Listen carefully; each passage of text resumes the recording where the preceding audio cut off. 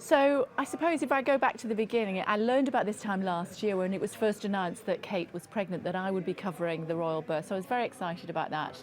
And I did an awful lot of research ahead of time. So I knew what would happen, where she was going to have the baby. I knew what was going to happen with other people that were having a baby on the same day. I knew about the christening gown. I knew about potential godparents, everything I could possibly cram into my little head.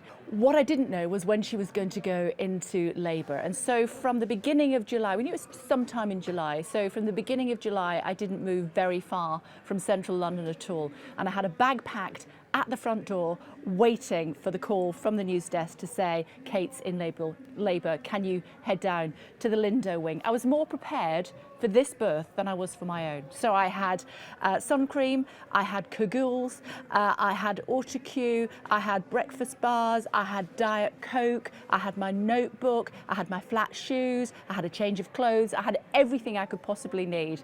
And then at 7 o'clock that morning, I got the call saying, it appears that she's gone into labour. Somebody's seen her going into the hospital with William. And so that was around about 7:20. I was there at 8 o'clock to go live on air. And then I broadcast live more or less all the time, apart from a couple of hours sleep in the middle, until we got the news at around about 8:30 the following night.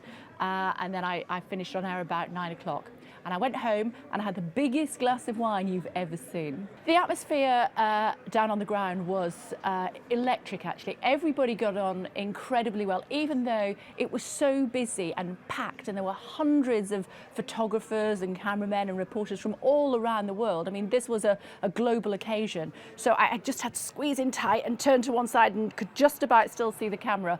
But everybody got on incredibly well, as I said, and we had an agreement with the photographers. So it was the cameras first and then the photographers in banks on ladders moving back from there. And we agreed that once they came out, or indeed any of the royals going in or out, or the Middletons, we would crouch down so that they could get a good shot.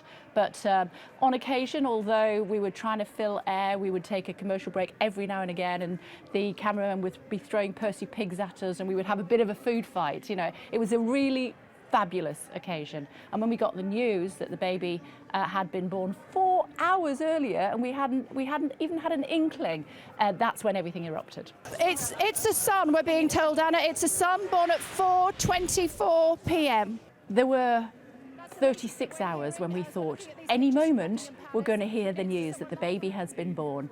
Finally, we heard after about 12 hours or so, we finally heard that the baby had been born. And then we thought potentially she's had a healthy, happy birth, that the baby and the royal couple would come out that night and go back to Kensington Palace. But when they closed those Lindo Wing doors, then we knew that wasn't going to happen. So we went and got a quick bit of kip and came back the day after. And at any stage that day, they could have come out. And so we were literally on tenterhooks the whole time. Then we got the announcement. In fact, it was Charles who had noticed that we were there and said, oh, you've been here a long time. And then when he came out a few minutes later, we thought that was really quick. And we asked him, we shouted to him, you know, how is everybody? And he said, you'll find out in a minute. And we thought, it's going to be now, the baby's coming out. So from that moment, we crouched down, as we'd agreed with the photographers. I sat in a puddle with my white jeans on, had a very wet bottom, and sat there for an hour and a half, waiting for that moment.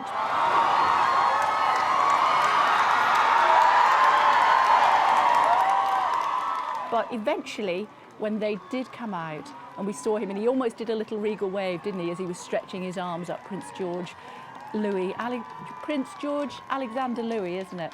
And he was a whopper. What a great big baby he was. But it was all worth it for just that moment. It was a moment in history, and I was there. How cool is that? We saw William putting the car seat into the car. Kate got into the back, and he sort of clicked it in like an expert, but he gave it away when he clicked it in, closed the door, and was just about to get into the driver's seat, and he went, oof, and then admitted later that he had been sweating it, and he had been practicing for a very long time to try to make sure that moment went without a hitch, and indeed it did. I was incredibly lucky to have a ringside seat in that moment in history when a future heir to the throne was introduced to the world. Lucky me.